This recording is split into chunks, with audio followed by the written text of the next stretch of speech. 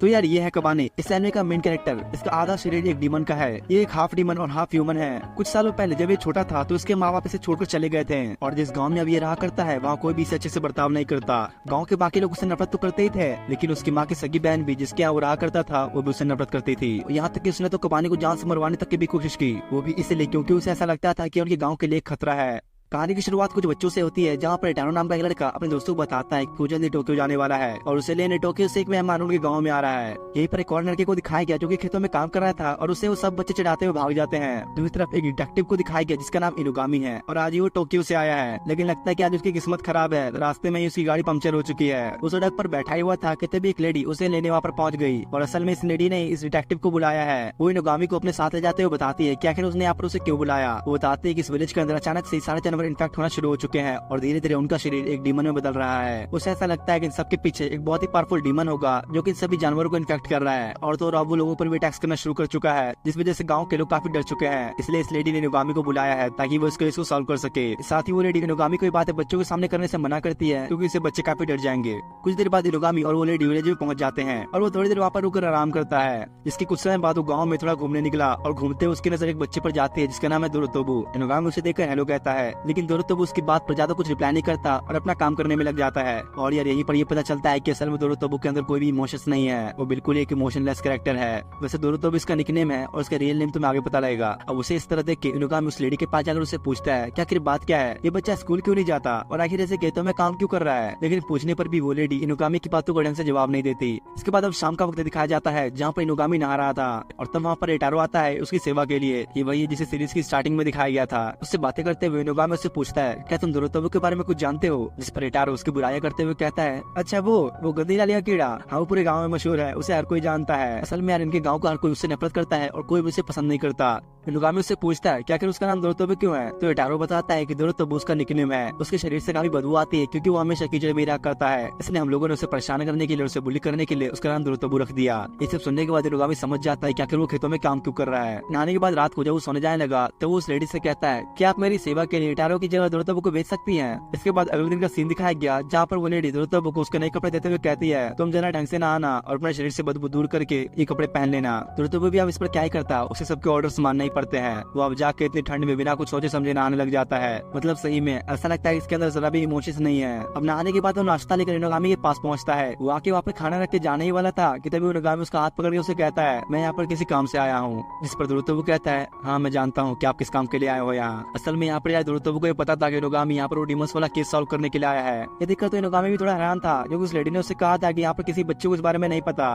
तब दोरोतोबु उसे समझाता है कि उसे कैसे इस बारे में पता चला। बात यह है कि उस डीमन के अटैक के बाद काफी सारी लाशें इकट्ठा होती हैं, और भले ही वो लाशें किसी इंसान की हो या फिर किसी जानवर की, उन्हें दफनाने का काम दोरोतोबु का ही है। इनुगामी से पूछता है, क्या तुम मेरे इस केस से मदद करना चाहोगे, तो दोरोतोबु उसके लिए हाँ कर देता है। साथ ही वो ये भी बताता है कि ये सारी घटना फुल मून के बाद होती है। ये सुनकर इनुगामी उसका शुक्रिया कहता है सब बताने के लिए, और वो फैसला करता है कि यहाँ पर वो दोरोतोबु के साथ ही अपना समय बिताएगा। इसके बाद धीरे धीरे इनुगामी दोरोतोबु के हर काम में उसकी मदद करने लग जाता है और उसके साथ अपना समय बिताता है। ये सब देखे तो गाँव में हर कोई हैरान होता है क्योंकि आज तक कोई भी इंसान दोरोतोबु के इतना करीब नहीं गया था। इनुगामी एक ऐसा है जो कि दोरोतोबु के इतना करीब होकर उसका एक दोस्त बना। उसे हमेशा उसके साथ काम करने में काफी अच्छा लगता है, और ऐसे एक दिन काम करते हुए इनुगामी ने इसको लॉकेट को देखा और उससे कहता है, जरूर ये लॉकेट तुम्हारे माँ बाप ने दिया होगा। इस पर दोरोतोबु बताता है कि हाँ ये तो मेरे पास बचपन से ही है। इनुगामी इसके लॉकेट को देख के समझ जाता है कि एक लाइफ स्टोन है, और ये लाइफ स्टोन क्या होता है तुम्हें आगे पता लगेगा। इनुगामी समझ जाता है कि जरूर दोरोतोबु के पेरेंट्स के जाने के बाद उस लेडी ने इसे अपने साथ किसी मतलब से ही रखा हुआ है। इनुगामी उससे कहता है, अगर तुम्हारे पेरेंट्स है तो मैं दिया तो जरूर तुमसे बहुत प्यार करते होंगे, इसलिए ये कभी मत सोचना कि तुम अनाथ हो।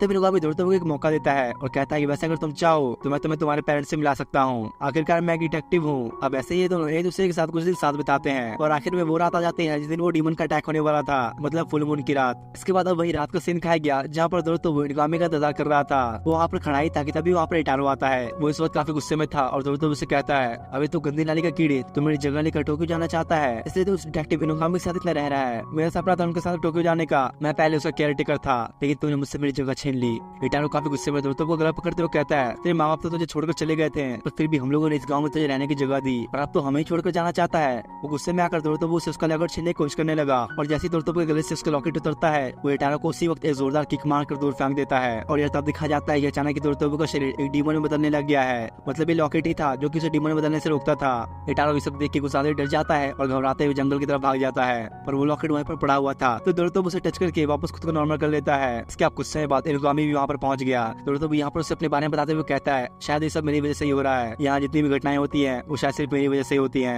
जिस पर इनुगामी उसे कहता है, अच्छा लेकिन मुझे ये बात पहले से पता थी कि तुम एक किमोनो हो, मतलब एक इंसान और एक डीमन के बच्चे जो कि हाफ डीमन और हाफ ह्यूमन है। पर चिंता मत करो, मुझे पता है कि सबके पीछे की वजह तुम नहीं हो।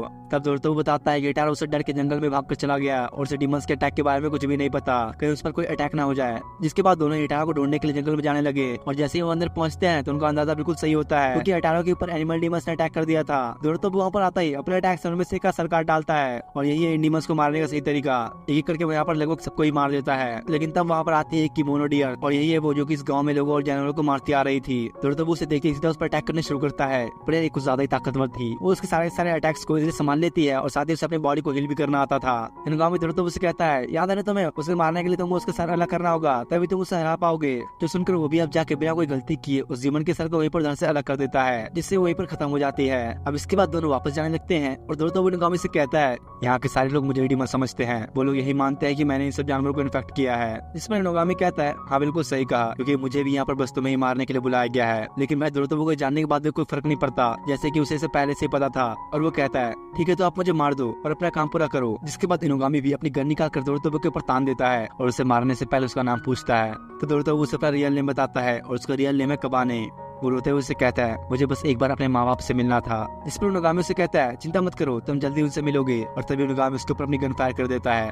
कुछ देर बाद दोरतोब को दिखाया गया, यानी कि मतलब कबाने को दिखाया गया, जहाँ उसकी आँख खुलती है तो इनुगामी की आवाज सुनता है, जो कि किसी से कह रहा था, मैंने उस डीमन को मारकर दफना दिया है। और यार ये बात इनुगामी उस लेडी से ही कह रहा था जिसने कबाने को मारने के लिए उसे बुलाया था। तो वो उठकर इनुगामी से कहता है, मैं तो मर चुका था ना। तो इनुगामी उसे बताता है कि इसलिए तो ये है कि किमोनो कभी नहीं मरते, उनके पास हीलिंग एबिलिटीज होती है, और जहाँ मैंने तुम्हें गोली मारी थी वो ऐसा तो तुम्हारा कब का हील भी हो चुका होगा। इसका मतलब ये हुआ कबाने इमॉर्टल है। साथ ही यहाँ पर दिखाया जाता है कि इनुगामी कबाने को अपने साथ टोक्यो में लेकर आ चुका है।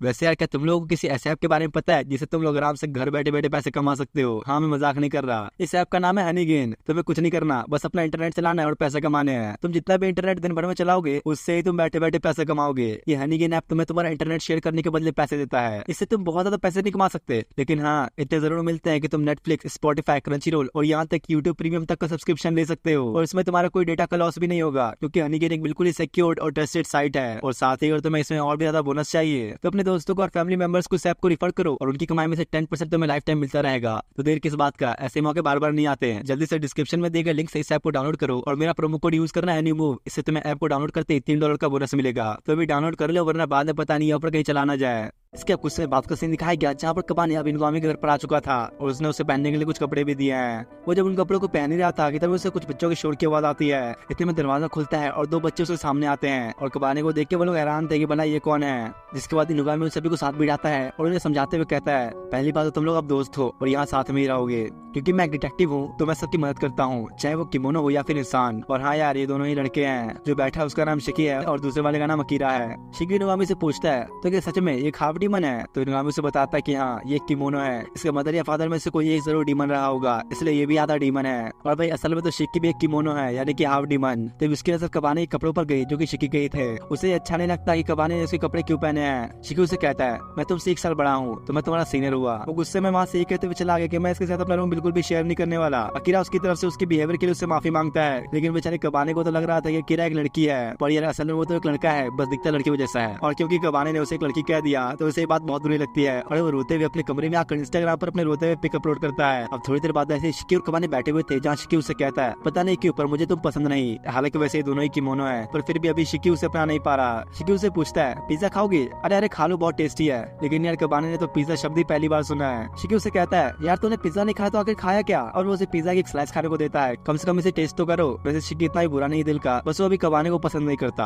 अब इसकी कुछ समय बाद रात का सीन दिखाया गया जहाँ पर कबाने जाई रात आई तभी वो गिर जाता है, क्योंकि वहाँ पर एक थ्रेड था। ये काम किसी और का नहीं बल्कि शिकी का ही है, उसने कबाने के लिए ट्रैप लगाया था। वो उससे पूछता है, मुझे ये बताओ आखिर तुम यहाँ पर आया कैसे? इस पर कबाने कहता है, मैं तो यहाँ पर कार से आया हूँ। मतलब भाई ये कुछ ज्यादा ही बोला है। शिकी उससे कहता है, अरे मैं तुमसे ये नहीं पूछ रहा, ये बताओ तुम्हारे यहाँ आने की वजह क्या है? इस पर कबाने उसे बताता है, दरअसल मेरे पेरेंट्स ने मुझे बचपन में छोड़ दिया था और मैं जहाँ विलेज में अपनी मदर की सिस्टर के साथ रहता था उन्होंने ही मुझे मरवाने की कोशिश करी। साथ ही मेरे विलेज के लोग भी मुझे पसंद नहीं करते थे, क्योंकि मैं एक किमोनो हूँ जिसका आधा शरीर एक डीमन का है। ये वजह है कि इनुगामी मुझे अपने साथ यहाँ पर लेकर आ गए। शिकी उससे कहता है, तो इसका मतलब तुम एक अनाथ हो और तुम्हारे पेरेंट्स ने भी तुम्हें छोड़ दिया। लेकिन यार कबाने को पसंद नहीं कि कोई उसे अनाथ कहे। वो ये सुनते ही गुस्से में थ्रेड से अपना पैर बाहर निकालता है और अपनी हीलिंग एबिलिटी से कुछ सेकंड्स में उसे ठीक भी कर लेता है। जो देख के शिकी भी हैरान था कि यार इसकी हीलिंग एबिलिटी तो कितनी फास्ट है। कबाने उससे कहता है मैं कोई अनाथ नहीं, एक दिन मेरे पेरेंट्स मुझे लेने जरूर आएंगे। अब अगले दिन इनोगामी सभी को एक मिशन पर लेकर आता है। वो उन्हें घर के अंदर लेकर जा ही रहा था कि तभी वहाँ पर सेफ्टी के इंचार्ज से रोकते हैं क्योंकि इस जगह पर बच्चे नहीं जा सकते हैं। जिस पर इनोगामी उन्हें कहता है अरे चिंता मत करो, ये लोग मेरे असिस्टेंट हैं। और जब वो लोग अंदर पहुंचते हैं तो वहाँ पर दो बच्चे रो रहे थे क्योंकि उनके माँ और छोटा भाई अंदर उस कमरे में है। इनोगामी कबाने और बाकी से कहता है तुम लोग यहाँ पर देखना चाहोगे कि इस कमरे में क्या है। और जब शिकी और अकीरा उस कमरे के अंदर देखते हैं तो उन्हें वहाँ पर काफी सारे कीड़े दिखते हैं जो कि असल में डीमन इंसेक्ट्स है।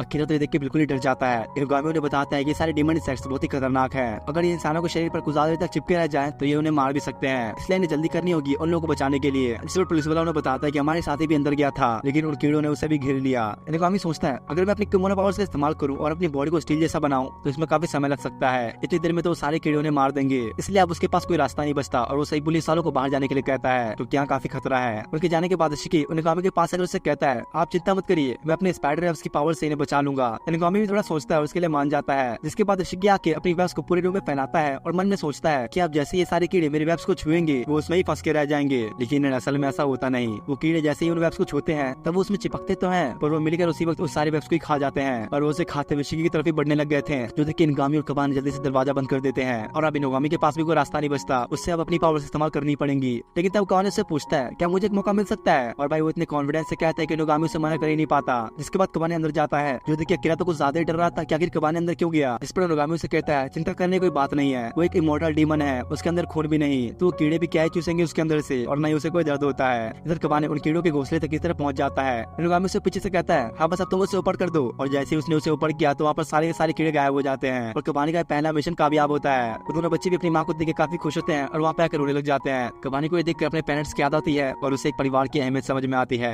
वो लोग जब जाने ही लगे तो बच्चा अगर कबानी का शुक्रिया कहता है उसकी मम को बचाने के लिए। वो उसे पूछता है कि भला उस कमरे में ऐसी क्या चीज थी जिसकी वजह से वो कीड़े वहाँ पर घुसा है। तो इनोगामी बताता है कि असल में ये जूते हैं वो कारण, तुमने ये जूते जहाँ से भी लाए हैं उसे वापस वहीं रख के आओ। असल में यार इनकी फैमिली काफी गरीब है, उसकी मम काफी समय से फटे जूतों में अपना गुजारा कर रही थी, इसलिए उसका छोटा भाई अपनी मम को गिफ्ट देने के लिए ये जूते लेकर आया और उसके बाद से उनके साथ ये सब हो गया। अब एक सॉल्व हो जाने के बाद ये लोग घर आते हैं। कबानी इनोगामी से कहता है आप एक डिटेक्टिव हो ना। हाँ हूँ तो, पर क्या हुआ। कबानी कहता है कि अगर मैं आपके साथ ऐसे केस सॉल्व करता रहूं तो क्या मैं एक दिन में अपने माँ बाप से मिल पाऊंगा। तो इनोगामी से कहता है कि हाँ ऐसा बिल्कुल हो सकता है और साथ ही तुम्हारे पेरेंट्स को ढूंढने में मैं खुद तुम्हारी मदद करूंगा। और अब कबानी भी इन लोगों के साथ टीम में ज्वाइन हो जाता है। वो आज से इनोगामी और बाकियों के साथ ही काम करेगा। इसके बाद रात का सीन दिखाया गया जहाँ पर शिकी कबानी से कहता है वैसे तो यार मैं तुम्हें पसंद नहीं करता, पर अगर तुम्हें सोफे पर नींद नहीं आ रही हो तो तुम मेरे कमरे में सो सकते हो, वहाँ तुम्हें अच्छे से नींद आएगी। और भाई यहाँ पे ये पता चलता है कि शिकी अब कबानी को थोड़ा थोड़ा पसंद करने लगा है। दूसरी तरफ इनोगामी को दिखाया गया जो कि किसी से कॉल में बात कर रहा है। वो उसे कहता है मेरे पास एक डीमन बॉय है और तो उसके पास एक लाइफ स्टोरी मौजूद है, ये हमारे लिए होप है या फिर एक बड़ा खतरा, ये तो अब वक्त ही बताएगा। और इन सबके बीच कबानी को दिखाया जाता है जहाँ उसकी एक अलग ही परेशानी खड़ी हो चुकी थी क्योंकि उसे इतने नरम और गदेदार बिस्तर पर सोने की आदत नहीं, इसलिए उसे यहाँ पर नींद ही नहीं आ रही है। वो बेचारा ऐसे यहाँ पर पूरी रात जागता ही रहता है। और ये दूसरी तरफ दिखाया गया कि इनोगामी जिस लेडी से कबानी के बारे में बात कर रहा था उसके इरादे कुछ ठीक नहीं। अगले दिन इनोगामी उन सभी को उस लेडी का आने खबर देता है। वो एक पुलिस की मेंबर होने के साथ साथ एक फॉक्स के मोनो भी है। इनोगामी शिकी से कहता है तुम्हारी जिम्मेदारी है कबानी को उसके पास ले जाकर उससे मिलाना। इसके बाद वो लोग जाने की तैयारी कर ही रहे होते हैं कि तभी इनोगामी कबानी के पास आकर उसे गुड लक का चांद देते हुए कहता है तुम इसे अपने पास ही रखना। दूसरी तरफ इधर पुलिस स्टेशन में दिखाया गया जहाँ पर वो लेडी यानी कि नारी आ चुकी थी। उसकी अदा देख के तो यहाँ पर सब पुलिस ऑफिसर के होश उड़ जाते हैं, बस परफ्यूम की खुशबू से ही सब उसके नशे में चले गए थे। इधर कबानी और बाकी सब पुलिस स्टेशन की तरफ जा रहे थे और यहीं पर रास्ते में सारे लोगों को देखकर कबानी हैरान हो गया कि भाई सच में इतने सारे लोग रहते हैं इस दुनिया में। शिकी कुछ ज्यादा जल्दी में होता है और उसे वहाँ पर जल्दी पहुंचना है, पर ये कीड़ा तो यहाँ पर वो समय बर्बाद कर रहा था तो शिकी उस पर काफी चिल्लाता है और अब काफी देर बाद वो लोग पुलिस स्टेशन में पहुंच जाते हैं। लेकिन यहीं पर दिखाया गया कि कोई लड़की उन्हें ऊपर से खड़ी देख रही है। शिकी आकर रिसेप्शन में बताता है कि हमें नारी से मिलना है, अपॉइंटमेंट है हमारी, पर उस बेचारे की तो यहाँ पर कोई इज्जत ही नहीं होती। रिसेप्शन में बैठा आदमी उसे मुंह पर ही मना कर देता है कि बच्चों को यहाँ पर आना अलाउड नहीं। इतने में वहाँ पर एक लड़की आकर कहती है लेडी नारी आपके बारे में पूछ रही है, आइए मेरे साथ। ये सुनकर शिकी उस आदमी को चिढ़ाने लगता है, लेकिन तब वो लड़की कहती है मैं सिर्फ यहाँ पर कबानी को लेने आई हूँ, नारी ने बस उसे ही बुलाया है। इससे तो बेचारे शिकी की एक बार फिर से इज्जत का कचरा हो गया। कबानी उस लड़के के साथ जाने लगा। कुछ देर बाद वो उसे गेट के पास लाती है और अचानक ही उसे पीछे से धक्का मार के अंदर भेजती है। यही वो लेडी नारी बैठी थी और कबानी का स्वागत करती है। उसे बिठाकर उसे कहने लगी तो तुम हो कबाने, सुना है मैंने कि तुम एक किमोनो हो और साथ में तुम्हारे पास एक लाइफ स्टोन भी है। तो कबाने इस पर हाँ कहता है और क्योंकि लाइफ स्टोन बहुत ही रेयर होते हैं तो नारी उसे एक बार देखना चाहती है। कबाने फिर लाइफ स्टोन को अपने गले से निकाल कर दिखाता है, जिस पर नारी उसे कहती है वैसे क्या तुम्हें पता है कि किसका माता है। तो कबाने मना कर देता है और कहता है कि बस मैं इतना जानता हूँ कि ये चीज मुझे मॉन्स्टर बनने से रोकती है। इनारी से बताने लगी, देखो इंसान जो भी मेंटल, फिजिकल और इमोशनल एनर्जी प्रोड्यूस करता है, किमोनोस उन्हीं को लेकर जिंदा रहा करते हैं। तो अगर हम लोग के पास इससे और भी लाइफ स्टोन हो जाए तो मुझे ह्यूमंस को खाने की जरूरत नहीं पड़ेगी। तभी वो उस लड़की को इशारा करती है, जो देख के वो झटके में कवाने का सर काट के उसके शरीर से अलग कर देती है। और इनारी वहाँ पर कुछ पुलिस ऑफिसर्स को बुलाकर कहने लगी, इसकी बॉडी को जलाकर राख कर दो और इसके सर को संभाल कर रखना। वो लोग उसके सर को एक ब्रीफ केस में रख देते हैं और जैसे ही इनारी उस ब्रीफ केस को उठाने की कोशिश करती है तो उसे उठा ही नहीं पाती, शायद कवाने को ज्यादा ही भारी है। वहीं उसकी असिस्टेंट जिसका नाम कौन होता है वो उसे कहती है, आप चिंता मत करो, मैं ये आपके लिए उठा दूंगी। तो इनारी भी काफी खुश होकर उस ब्रीफ केस की जिम्मेदारी उसको देकर जाने लगी और कहती है, वैसे इसके कुछ दोस्त भी साथ में आए थे तो तुम जरा उन्हें भी संभाल लेना।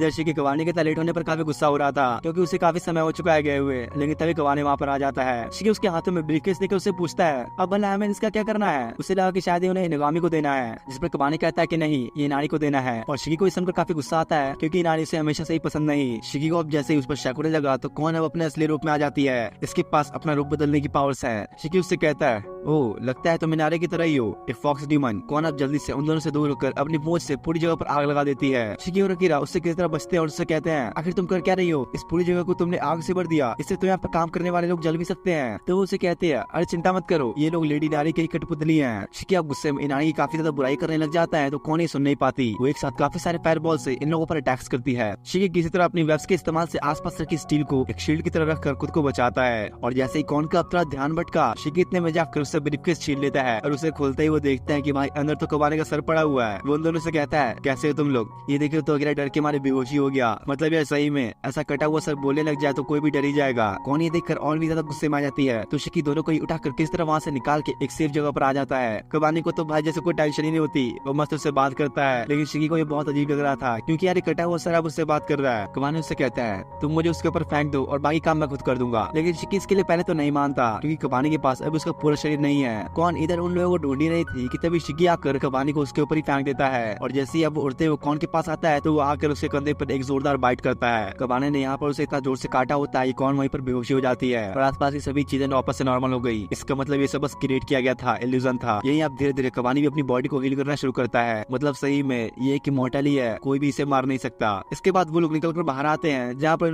उन्हें सामने खड़ा मिलता है। वो उन्हें कहता है, आगे तुम लोग, मुझे पता था तुम्हारे साथ कुछ ऐसा ही होगा, चलो कोई नहीं अब खाने बैठो। और तब वो कवानी से पूछता है, तो तुम्हारा गुड लक चार्म कहाँ गया। तो इस तरफ यहाँ पर इनारी को दिखाया गया जो कि उस लाइफ स्टोन को मिलने पर कुछ ज्यादा ही खुश हो रही थी। लेकिन तभी उस स्टोन के अंदर कुछ बदलाव होता है और तब उसे पता चलता है कि उसका तो कट चुका है क्योंकि ये असली वाला लाइफ स्टोन नहीं है। तभी उसे निगामी का एक कॉल आता है जहाँ उसे कहता है, अरे यार तुमने तो इन बच्चों को मार ही दिया था, मुझे लगा था कि हम लोग दोस्त हैं पर तुम तो धोखेबाज निकली। वैसे ही याद रखना अगली बार जब तुम आओगी तो तुम्हारा सामना मुझसे होगा। और भाई यहाँ पर ये पता चलता है कबाने ने असली लाइफ स्टोन को अपने मुंह के अंदर छुपा रखा था। शाम में निगामी सबसे कहता है, तो आज कबाने के इतने अच्छे कारनामे खुशी में चलो आज हम लोग एक पार्टी करते हैं घर जाने से पहले। तो इस तरफ यहाँ पर कौन को दिखाया गया जो कि अभी भी इस हालत में कबाने के सर के पीछे ही पड़ी हुई थी और उसकी हालत अभी बहुत ज्यादा ही खराब होती है। इधर इनोगामी और बाकी सब भी अपनी डिनर पार्टी करके आ रहे थे और यहाँ शिकी और अकीरा ने तो कुछ ज्यादा ही ठूस कर खा लिया है। तभी कौन उनका पीछा करते हुए उनके पास आ जाती है जहाँ उसे अभी बस किसी तरह कबाने का सर चाहिए, पर हालत इतनी खराब होने की वजह से वो वहीं पर बेहोश हो जाती है। जिसके बाद इनोगामी उसे घर लाकर उसे कुछ खाने को देता है ताकि उसकी हालत ठीक हो सके। लेकिन यार ये लड़की तो अभी मानने को तैयार नहीं, उसे बस कबाने का सर चाहिए। कुछ देर बाद इनोगामी के पास एक कस्टमर आता है तो अब कबाने और बाकी सबको एक नया मिशन मिल जाता है। उसी वक्त इनोगामी कौन से कहता है, अगर तुमने इस मिशन को कंप्लीट कर दिया तो मैं तुम्हें खुद कबाने का सर दूंगा। इसके बाद वो लोग सब साथ में इस मिशन पर जाते हैं और ये मिशन कुछ ज्यादा ही आसान था, उन्हें बस दो प्यार करने वालों को एक साथ मिलाना था।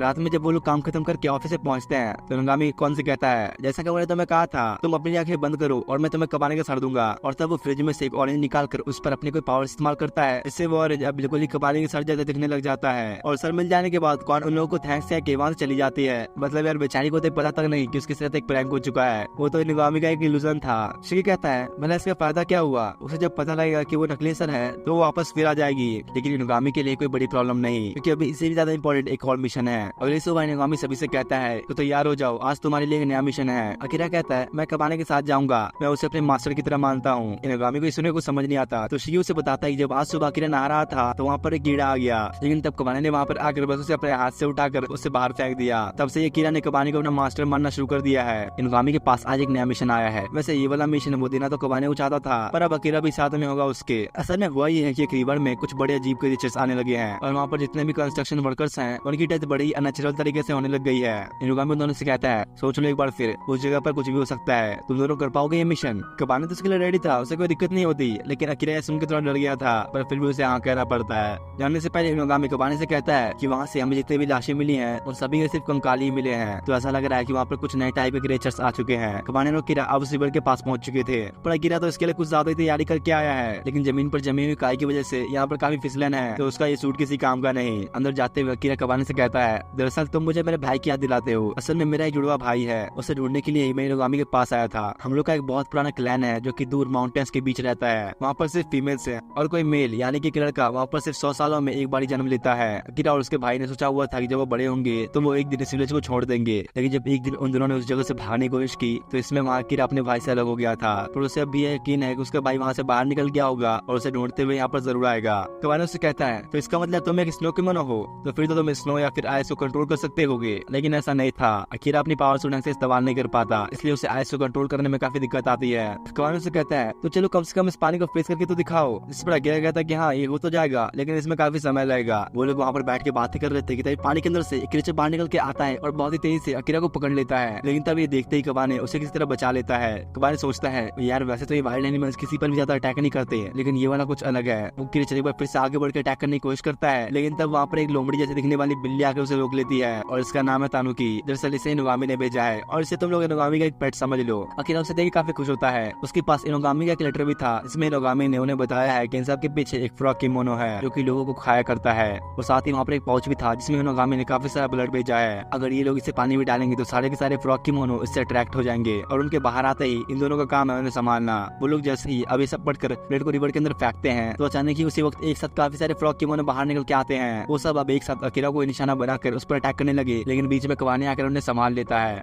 अकीरा ये देख के कुछ ज्यादा ही डर गया था, तो इसलिए कबाने और तनिको को भी मिलकर इन्हें संभालना पड़ता है। लेकिन यार कबाने भी इतने सारों को कितनी देर तक ही संभाल पाएगा, तो अब अकीरा का आइस मैजिक ही काम आ सकता है इन सबको रोकने के लिए। वो कोशिश तो करता है पर फिर भी अपनी पावर्स बिल्कुल भी इस्तेमाल नहीं कर पाता। कबाने भी तरह कमजोर पड़ रहा था और उनमें से एक किमोनो फ्रॉग कबाने को अचानक ही काट लेता है। अकीरा भी ये देख के कुछ ज्यादा ही डर जाता है और अब कबाने को बचाने के लिए वो इस बार अपनी पावर्स को अनलॉक कर लेता है। उसके आइस मैजिक की वजह से सारे के सारे फ्रॉग्स के साथ तो कबाने की कुल्फी जम जाती है। अकीरा को ये देख के खुद पर यकीन नहीं होता कि ये पावर्स उसकी है। कबाने भी हैरान था और कहता है, यार तुम्हारी पावर्स तो सच में गजब है। वो दोनों ही खुश थे कि चलो कम से कम मुसीबत टली। और अकीरा वहाँ पर उसके साथ एक सेल्फी लेता है ताकि वो शिकी को दिखा सके कि उसने आज क्या क्या किया। अगले दिन कबाने ऐसे ही ऑफिस की सफाई कर ही रहा था कि तभी उसके अपने सामने दरवाजा दिखता है। उसे याद आता है कि इनोगामी ने तो उसे इस दरवाजे को खोलने से मना किया हुआ है। वो जैसे अब उस दरवाजे के पास आता है, एक हाथ अचानक ही बाहर निकल कर उसे अंदर खींच लेता है। कुछ देर बाद शिकी इनोगामी को बताता है कि कबाने सुबह में हॉल की सफाई कर रहा था, पर कुछ देर से वो दिखाई नहीं दे रहा, पता नहीं वो कहाँ गया। इनोगामी अभी सुनते ही दौड़ते हुए उस दरवाजे के पास जाता है और जल्दी से उस कमरे के अंदर जाकर देखता है जहाँ पर कबाने एक लड़के के साथ था।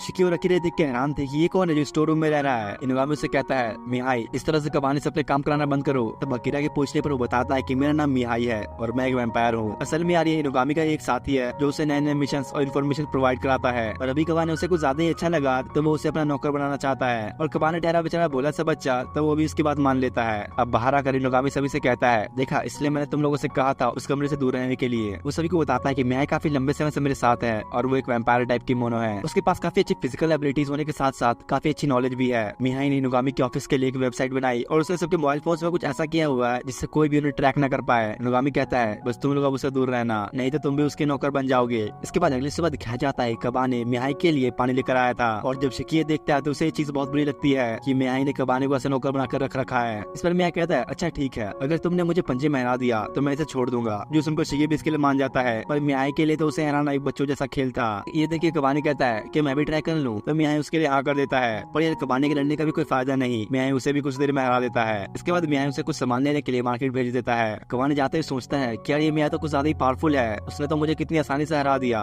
वो पार्क में एक बेंच पे बैठकर यही सोच रहा था कि उससे पावरफुल बनने के लिए और ज्यादा ट्रेनिंग करनी होगी। तभी पीछे पेड़ पे से एक लड़की नीचे गिरती है और ये और कोई नेबल की कौन थी। उसे देखते ही कबाने जल्दी से अपने सर को ढक लेता है कि कहीं वो फिर से उसके सर के पीछे न पड़ जाए। जिस पर कौन उसे कहती है, अब इसका कोई फायदा नहीं। उसे बताती है कि जब मैं तुम्हारा सर लेकर इनारे के पास गई तो वो उस वक्त मुझे निकाल कर किसी और को हायर कर चुकी थी, उसने तो मेरी तरफ देखा भी नहीं। बातों बातों में कबाने उसको फाइट के लिए पूछता है क्योंकि अभी उसे ट्रेनिंग करनी है। शुरुआत में तो यहाँ पर कौन के अटैक्स कबाने के ऊपर भारी पड़ रहे थे और कबाने हार रहा था, लेकिन तभी वो अपने सर से उसके ऊपर एक जोरदार वार करता है। इससे कौन की नाक से अब खून भी निकलने लग गया था। तो इस तरफ इनोगामी को दिखाया गया जो कि देखकर हैरान था कि आज मिहाई अपने कमरे से बाहर आ चुका है। मिहाई बताता है कि वो और वीडियो गेम नहीं खेल सकता क्योंकि जब मैं कबाने से पंजा लड़ा रहा था तो उसने तो मेरे हाथ को ही तोड़ दिया। इसे ठीक होने में कम से कम 1 महीना लगेगा। मतलब यार देख रहे हो कितनी ज्यादा पावर पावर से कबाने में हाथ ही तोड़ दिया उसने तो मिहाई का। वो अब जाकर लैपटॉप पर एक मिशन को चेक करता है तो इनुगामी जल्दी से आकर उसे रोकता है कि भाई तुम्हारे काम का नहीं। मिहाई कहता है वैसे ये मिशन वो लोग भी कर सकते हैं, पर इनुगामी ये नहीं चाहता क्योंकि अब तक सबसे खतरनाक मिशन है, इसमें उन लोगों की जान भी जा सकती है। यहाँ इधर कौन को दिखाया जो कि कबाने के पास ही सो गई थी। अब वैसे इसके पास जाने के लिए कोई घर भी नहीं तो जाएगी कहाँ। लेकिन कबाने को देर हो रही थी, उसे वापस जाना है, लेकिन जाने से पहले उसे वादा करता है कि मैं तुमसे मिलने जरूर आऊंगा, चिंता मत करो। कौन कहते हैं कि चलो ठीक है मैं तुम्हारा इंतजार करूंगी। और ये मुझे लगता है कि इसे प्यार हो चुका है कबाने से। अब जब वो घर पहुंचता है तो वो देखता है कि इनुगामी यहाँ पर नहीं है। मिहाई सभी को बताता है दरअसल वो कहीं बाहर गया हुआ है और उसने मुझसे कहा कि तब तक इस केस को मैं सॉल्व करूँ। मिहाई इन लोगों को एक नए मिशन के बारे में बताता है और इसकी प्रैक्टिस के लिए मिहाई उन लोगों को हीटर वाले रूम में लाता है जहाँ पर ये तीनों आकर हीटर्स के सामने बैठ जाते हैं और शिकी तो बिल्कुल टेम्परेचर को हाई करके खुद को इस मिशन के लिए तैयार करता है। इसके बाद मिहाई सभी को अगले मिशन के लिए भेजता है और उन्हें बताता है कि बग बाइट इलेक्ट्रॉनिक्स नाम की कंपनी में 3 साल पहले 16 लोगों ने सुसाइड कर लिया था, जिसकी वजह से कंपनी की रेपुटेशन काफी खराब हो गई और तो और वो लोग बैंकरप्ट भी होने लगे। और पिछले साल उन लोगों ने पता नहीं कैसे बहुत ही ज्यादा प्रॉफिट कमाया है और वहाँ पर सब सुसाइड वाले केस भी आना बंद हो चुके हैं। तो तुम लोग का मिशन ये पता लगाना है कि अचानक से कंपनी इतनी कैसे बदल गई और सारे सुसाइड से रुक क्यों गए। तो इस तरफ यहाँ पर दिखाया जाता है कि मिहाई ने इनुगामी को कमरे में बंद करके रखा था और कुछ कोड्स भी लगा रखे थे डोर को लॉक करके। तो उसे अगर यहाँ से बाहर निकलना है तो पहले सॉल्व करना होगा। और भाई इसका सीधा मतलब ये है कि मिहाई ने इन लोगों को उसी मिशन पे भेज दिया है जिसके लिए इनुगामी ने कुछ देर पहले मना किया था। इधर शिकी यहाँ पर उस बिल्डिंग के अंदर चुपके से घुस जाता है और हाँ इस वक्त तो इनविजिबल है। मिहाई ने यहाँ पर अपनी एक रिमोट कंट्रोल कार भेजी है जिसमें बहुत सारे फीचर्स है, यहाँ तक कि वो गायब भी हो सकती है जो कि उनके मिशन में बहुत मदद करेगी।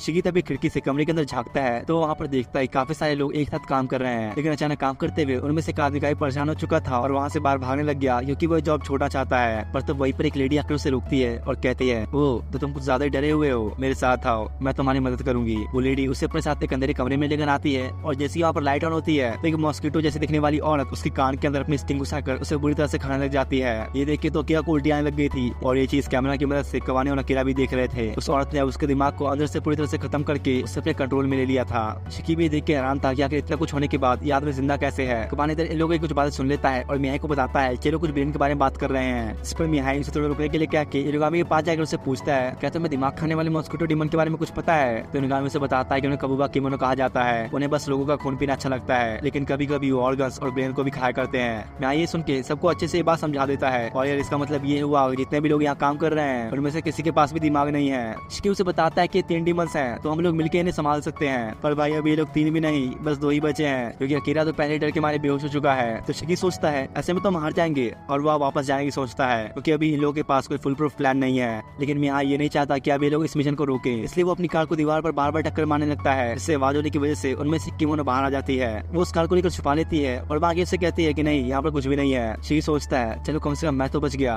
लेकिन इतने में ही उनमें से एक उसके सामने आ जाती है और वो शिकी को इनविजिबल होने के बाद भी देख सकती थी, पर वो इससे पहले कुछ करती मिहाई की कार से उसे एक बहुत तेज शॉक लगता है जो कि उसने अपनी जेब में रख रखा था। मिहाई शिकी से कहता है इस बार तो मैंने तुम्हें बचा लिया पर अब तुम्हें खुद ही लड़ना होगा, लेकिन यही उसकी हालत तो कुछ ज्यादा ही खराब होती है। शिकी तो कुछ बोल ही नहीं पाता और लंबी लंबी सांसें लेता है। मिहाई समझ जाता है कि इसका मतलब इसे एक पैनिक अटैक आ चुका है और वो कहता है अब तो अभी मजा आएगा। शिकी को इधर अपने बचपन के बारे में याद आने लगा जहाँ जब वो छोटा था तो हमेशा अपनी माँ के साथ रहा करता और उसे ये बात याद नहीं है कि वो अपनी माँ से अलग कैसे हुआ। दूसरी तरफ मिहाई कबाने को बताता है तुम लोगों को जल्दी से जल्दी शिकी की मदद करनी होगी, वो मुसीबत में फंस चुका है। जो सुनकर कबाने उसकी तरफ जाने लगता है लेकिन तभी उनमें से एक मॉस्किटो किमोनो उसके सामने आ जाती है। पर यार इसे शायद ये नहीं पता कि किसे लड़ने आई है। देख लो कुछ सेकंड्स में कबाने ने इसकी क्या हालत कर दी है। शिकी भी जानकर हैरान होता है कबाने ने जल्दी उस डीमन को हरा दिया और उसे अपने आप पर गुस्सा आता है कि मैं किस तरह लाचार बैठा हूँ। इधर वैसे उसे खुद पर गुस्सा आ रहा था और मिहाई ऊपर से उस पर और नमक छिड़कते हुए कहता है तुम तो दोनों से सीनियर होकर भी ऐसे डरपोकों की तरह कर रहे हो। ये सुनते ही शिकी ने गुस्से में आकर मिहाई की कार को ही तोड़ दिया। यहीं पर वो डीमन मॉस्किटो भी आ चुकी थी, लेकिन भाई अपना शिकी भी कुछ कम नहीं, उसने अचानक उसको अपने वेब्स की जाल में फंसा लिया था जिसके बाद वो ऊपर से कूदकर उसे मारकर वहीं पर बेहोश कर देता है।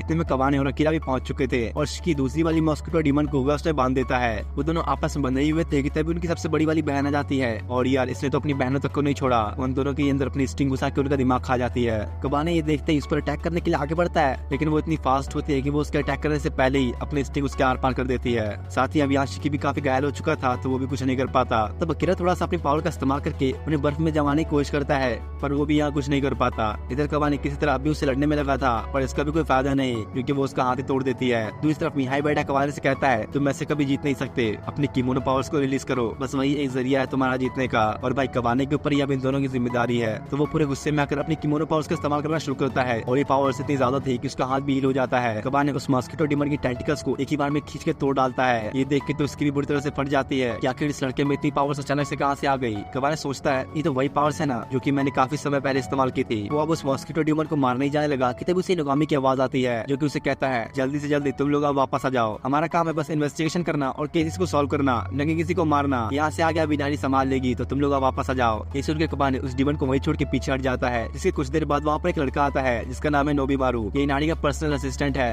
ये वही है जिसने अब कौन की जगह ले लिया है। कबाने से बात करने के बाद वो उस मॉस्किटो ड्यूमन के पास आकर उसकी बॉडी पर कुछ निशान लगाता है। इसके बाद उसके बस एक चुटकी बजाते ही वो पूरी तरह से जल जाती है। कबाने उससे पूछता है कि भला तुम ये क्यों कर रहे हो? तो नोबीमारू से बताता है कि ह्यूमंस किमोनो की एग्जिस्टेंस के बारे में नहीं जानते, इसलिए हम लोग यहाँ पर किमोनो से मिला कोई भी सुराग नहीं छोड़ सकते। वैसे तुम्हें यहाँ की चिंता करने की कोई जरूरत नहीं, पहले अपने साथियों को देखो, इनकी हालत ज्यादा खराब है और याशिकी की हालत तो कुछ ज्यादा ही खराब होती है। कबाने अब वहाँ से जाने लगा कि तभी नोबीमारू से रोकते हुए कहता है मैं तुम्हें एक सीक्रेट जानकारी देना चाहता हूँ और वो ये कि नारी अभी भी तुम्हारे लाइफ स्टोन के पीछे पड़ी है, लेकिन वो उसे छीनना नहीं चाहती बल्कि चाहती है कि कबाने खुद उसे वो दे दे, क्योंकि अगर उसने वो लेने की कोशिश की तो निगाह में फिर से उसके रास्ते में आएगा। इसलिए उसका मकसद अब ये है कि कबाने किसी तरह वो लाइफ स्टोन उसे खुद ही ला कर दे दे, इसलिए वो उसे सावधान रहने के लिए कहता है। और कबाने को पूछने पर वो बताता है कि असल में तो मैं नारी को बिल्कुल भी पसंद नहीं करता। इसके बाद अगले दिन का सीन दिखाया गया जहाँ पर सुबह सुबह सभी इस मिशन के बारे में बात कर रहे थे। इनुगामी कहता है तुम लोगों ने तो मुझे सरप्राइज ही कर दिया इस मिशन को कंप्लीट करके, तुम लोग तो सच में काफी स्ट्रांग हो चुके हो। और साथ ही वो मिहाई को एक वार्निंग देता है कि बेटा अगर आज से तूने कुछ ऐसा किया तो तुझे मैं बोरे में पैक करके वहीं भेज दूंगा जहाँ से तू आया है। अब रात का सीन दिखाया जाता है जहाँ पर सभी सो रहे थे, पर कबाने को यहाँ पर नींद नहीं आती क्योंकि उसे शिकी और अकीरा की फिक्र सता रही थी और वो उठ के उनकी दिल की धड़कन को सुनने लगता है, ये चेक करने के लिए कि वो जिंदा है या नहीं। और अगली सुबह से तो कबाने शिकी के पीछे ही घूमने लग जाता है, उसे कुछ ज्यादा ही परवाह होने लगी थी उसकी। वो बिल्कुल शांत खड़ा था और सोचता है कुछ तो है जो मैं भूल रहा हूँ। तब उसे याद आता है कल रात तो मैंने कौन से प्रॉमिस किया था कि मैं उससे मिलने आऊंगा। कबाने अब जब पार्क में पहुंचता है तो बेचारी कौन अभी उसका इंतजार कर रही थी। वो उससे माफी मांगता है तो कौन उसे बताती है कि मैंने तुम्हारे लिए मछलियां पकड़ रखी थी, पर अब क्या फायदा, अब तो सब सड़ चुका है। दिल तोड़ दिया कबाने ने तो इस बेचारी का। ये दिखाया जाता है कि इन दोनों को नोबीमारू ऊपर से बैठा देख रहा था। तुम लोग को याद तो होगा वो सीन जहाँ पर दिखाया गया था कि शिकी बचपन में ही अपनी मॉम से बिछड़ गया था, तो इसलिए वो अब जानना चाहता है कि आखिर उसकी मॉम कौन है और कहाँ है। और शिकी जहाँ पर पैदा हुआ था वहाँ भी उसके अंकल रहा करते हैं, तो सब लोग उससे मिलने जा रहे हैं। कुछ देर के सफर के बाद वो लोग उस गाँव में पहुंच जाते हैं। इन गाँव में सभी को छोड़कर शिकी के अंकल को ढूंढने के लिए निकल जाता है। अकीरा और ये लोग अब एक शॉप में आते हैं थोड़ा टाइम पास करने के लिए। वही घूमते हुए कबाने को वहाँ पर एक बुक मिली जिसका नाम है द लेजेंड ऑफ निशिगुमो, और इस बुक की कहानी यहाँ पर बहुत ही ज्यादा फेमस है। कबाने से पढ़ना शुरू करता है। ये कहानी एक गरीब आदमी के बारे में। वो जब एक दिन अपने काम से घर आता है तो उसने घर के अंदर एक मकड़ी को देखा, इसलिए वो उसे थोड़ा खाने को देता है। जिसके बाद जब वो अगले दिन उठा तो उसके पूरे घर में सोने के जाले लगे हुए थे जो कि वही मकड़ी लगा कर गई थी। उसने फिर उन जालों को बेचा और एक रात में ही अमीर बन गया। वाह क्या बकवास कहानी है। यही शिकी देखता है कि एक छोटी सी लड़की उसे खड़ी होकर घूर रही है। उसे कुछ भी समझ नहीं आता कि आखिर ऐसे क्यों देख रही है। कुछ देर बाद इनुगामी वहाँ पर आता है और अभी उसके साथ है शिकी का अंकल। अब खुल के बातें करने के लिए वो लोग एक जगह के पास आते हैं जहाँ पर उसका अंकल सभी को बताता है कि मेरा नाम टेडेमारू है और मैं शिकी का अंकल हूँ। ये वैसे कोई किमोनो तो नहीं, पर इसके पास बहुत ही ज्यादा नॉलेज है किमोनो के बारे में। वो शिकी से कहता है तुम यहाँ पर अपनी मदर के बारे में जानने आए हो ना, तो चलो मैं बताता हूँ। जब मैं एक स्टूडेंट हुआ करता था तो मेरा बड़ा भाई यानी कि शिकी का फादर शिकी पर रिसर्च कर रहा था। ये वही पुरानी कहानी है जो की अभी कुछ देर पहले कबाने ने पढ़ी थी। शिकी का अंकल और उसके फादर दोनों ही उसके बारे में जानने के लिए जंगल में भटकते रहा करते थे और वहीं पर उन दोनों ने पहली बार शिकी की मॉम को देखा और इसके बाद ही कहानी वो आज तक उसे छुपाता आया है। इनुगामी कबाने और शिकी से कहता है हमें शायद अब यहाँ से चलना चाहिए। वो लोग अब आकर बैठ के आइसक्रीम खाने लगते हैं। इतने में शिकी भी वहाँ पहुंच जाता है और कहता है अकेले अकेले पार्टी चल रही है तुम लोगों की। वो उससे पूछते हैं तुम्हारे मॉम डैड के बारे में तुम्हें कुछ पता चला? इस पर शिकी बताता है कि हाँ वो लोग काफी समय पहले मर चुके हैं। और तब कुछ देर पहले का सीन दिखाया जाता है जहाँ इनुगामी और बाकी सबके जाने के बाद ताडेमारू शिकी को बताता है काफी सालों पहले जब तुम पैदा भी नहीं हुए थे तो तुम्हारी मॉम काफी ज्यादा बीमार थी और किसी कारण से तुम्हारे डैडी भी उस समय मर चुके थे। जिसके बाद जब तक तुम 5 साल के हुए तो तुम्हारी मॉम की हालत भी कुछ ज्यादा बिगड़ चुकी थी और फिर कुछ समय बाद उनकी मौत हो गई। उस समय शिकी ने अपनी मॉम की लाश को भी देखा था, जिसके बाद से उसे पैनिक अटैक्स आने शुरू हो गए। अब ये सब जानने के बाद भी शिकी उन लोगों से बिल्कुल चिल होकर बात कर रहा था, जो देखकर कवानी भी हैरान था और कहता है आखिर तुम ऐसे भी क्यों कर रहे हो? तो अकेला उसे कहता है अरे पागल चुप रहो, वो शायद हमसे अपने आंसू छुपा रहा है। जो सुनकर तो शिकी को भी गुस्सा आता है। अब शाम का सीन दिखाया गया जहाँ पर सभी नहा रहे थे तभी अचानक नोबीमारू भी वहाँ आ गया और कहता है क्या बात है, तुमने तो यहाँ आने से पहले बताया तक नहीं। कवानी तो उससे पहले ही मिल चुका था लेकिन शिकी उससे पहली बार मिल रहा है क्योंकि जब लास्ट टाइम वो लोग मिले थे तब तो ये बेहोशी हुआ पड़ा था। नोबीमारू सबसे कहता है चलो हम लोग आज शाम में जुगनू देखने चलते हैं। इस गांव में बहुत सारे जुगनू दिखते हैं। इसके बाद रात में लोग ऐसा ही करते हैं और नोबीमारू के साथ जंगलों में आ गए और यहाँ का नजारा तो सही में काफी खूबसूरत है। नोबीमारू कबाने से कहता है मैं सुबह से तुम्हारी जासूसी कर रहा हूँ और मैंने शिकी के पेरेंट्स के बारे में भी सुना। यहीं पर जब जंगलों में थोड़ा घूमते हुए शिकी को वहाँ पर एक पेड़ दिखता है जो कि उसके लिए कुछ ज्यादा पहचाना सा है क्योंकि बचपन में वो हमेशा आके यहाँ पर खेला करता था और खेलते खेलते वो हर जगह कुछ निशान भी छोड़ा करता था। शिकी अब उन निशानों को देखते हुए उनका पीछा करने लग जाता है। असल में बचपन में जब भी उसकी मॉम काम करने जाया करती तो उसे मना करती कि उसके पीछे ना आए, लेकिन एक दिन शिकी ने चुपके से उनका पीछा किया और उस जगह पर गया जहाँ पर वो काम किया करती थी। पर जैसे ही वो अंदर जाता है तो उसे अपनी आंखों पर यकीन नहीं होता, क्योंकि वहाँ पर उसने भाई ऐसी खतरनाक चीज देखी जिसे वो चाह के भी भुला नहीं सकता। और इस वक्त शिकी उसी जगह पास खड़ा था। जैसे ही वो दरवाजा खोलता है तो उसे बचपन की वो चीजें याद आने लगी जो कि उसने उस समय दरवाजे के पीछे देखा था, जहाँ उसकी माँ के ऊपर कुछ एक्सपेरिमेंट चल रहे थे। अब इधर प्रेजेंट में शिकी को वो सब याद करके पैनिक अटैक आ चुका था और वो वहीं पर बेहोश हो जाता है। नोमिमारू और कबानी भी अब उसके पीछे पीछे आ चुके थे और इस जगह को देखकर नोमिमारू को लगता है ये जरूर वही जगह है जहाँ पर किमोनो से रिलेटेड कुछ एक्सपेरिमेंट्स हुए थे। वो कहता है अरे हाँ, इनानी ने मुझे वो हीलिंग सिंह के बारे में बताया था। असल में कुछ सालों पहले इस जगह पर किमोनोस के ऊपर कुछ एक्सपेरिमेंट्स हुआ करते थे, क्योंकि पहले ऐसा हुआ करता था कुछ लोग किमोनो का इस्तेमाल करके उनसे कुछ किमोनो प्रोडक्ट्स बनाया करते थे और लोग इन प्रोडक्ट्स को बनाकर मार्केट में बेचा करते हैं। तो इसलिए इन सब चीजों को रोकने के लिए ताकि किमोनो के बारे में ह्यूमंस को पता न चले, इनानी ने सब एक्सपेरिमेंट्स के ऊपर रोक लगा दी। और तब इनानी के हाथ में काफी लोग के नाम आते हैं जो कि सब करते थे, जिसमें से एक नाम ताड़ेमारू का था, यानी कि शिकी का अंकल। वही था जिसने किमोनो के प्रोडक्ट्स बेचे थे मार्केट में, और साथ ही गोल्डन स्पाइडर वेब्स भी उसने क्रिएट किए थे।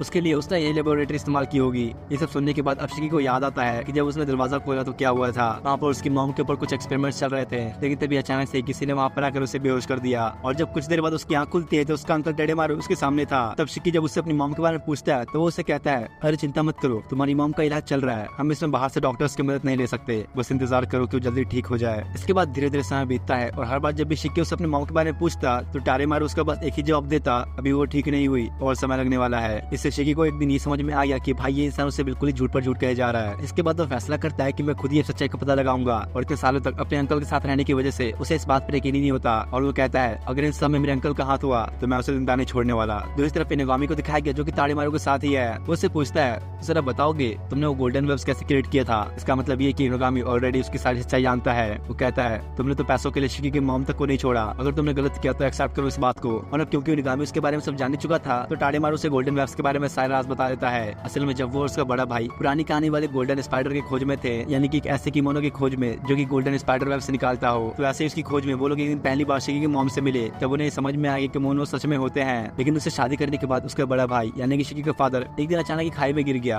और पैदा होने के कुछ समय बाद ही शिकी को इन्फ्लुएंजा नाम की एक बीमारी हो गई थी। इसके लिए इंसानों का इलाज तो था पर किमोनो उसका नहीं। उस समय उसकी मॉम ने उसको ठीक करने के लिए बहुत ज्यादा मुश्किलें झेली और तब से उसने फैसला किया कि वो शिकी को इंसानों की तरह पालना चाहती है। और क्योंकि अब उसकी मॉम के पास पैसे कमाने का जरिया नहीं बचा था तो वो शिकी की अच्छी परवरिश के लिए उसे खुद के ऊपर एक्सपेरिमेंट्स करने देती थी। ऐसे ही एक दिन ताड़ेमारू गोल्डन स्पाइडर वेब्स को बनाने के लिए एक्सपेरिमेंट्स कर रहा था कि तभी शिकी उन्हें देख लेता है और अपनी मॉम के ऊपर इस तरह से एक्सपेरिमेंट्स होते हुए देखकर उसे काफी बड़ा सदमा लगा। वहीं अब धीरे धीरे शिकी की मॉम का शरीर उसका साथ छोड़ रहा था, लेकिन फिर भी ताड़ेमारू नहीं रुका और अपने एक्सपेरिमेंट्स को जारी रखा। वो कहता है आखिर में मैं सफल हुआ, मैंने वो गोल्डन वेब क्रिएट कर ही दिया जिसमें हीलिंग पावर्स भी थी। मैं दुनिया के अब सारी इंजरीज को दूर कर सकता हूँ, अभी दुनिया मुझे याद रखेगी। और यार शायद इसे पता नहीं पर इनागामी ने उस वक्त शिकी को कॉल पर रखा हुआ था, उसने सारी बातें अब सुन ली थी। ये सब जान के वो गुस्से में आकर स्पाइडर वेब से ताड़ेमारू को जकड़ लेता है। अब भाई ये फंस चुका था तो अपनी सफाई देने की कोशिश करता है। देखो शिकी तुम जैसे सोच रहे हो वैसा कुछ भी नहीं है, मैंने जो भी किया वो तुम्हारे और तुम्हारी मॉम की भलाई के लिए किया। इस पर शिकी उसे कहता है अपनी इस गंदी जुबान से मेरी मॉम का नाम लेना बंद कर। अब ये लोग ये सोच ही रहते कि भाई इसका कीमा बनाया जाए, भरता बनाया जाए। तब इतने में ये कीड़ा वहाँ पर आ जाता है जिसे ये लोग पीछे ही छोड़कर आ गए थे। वो रोते हुए कहता है तुम लोगों ने मुझे पीछे क्यों छोड़ दिया था।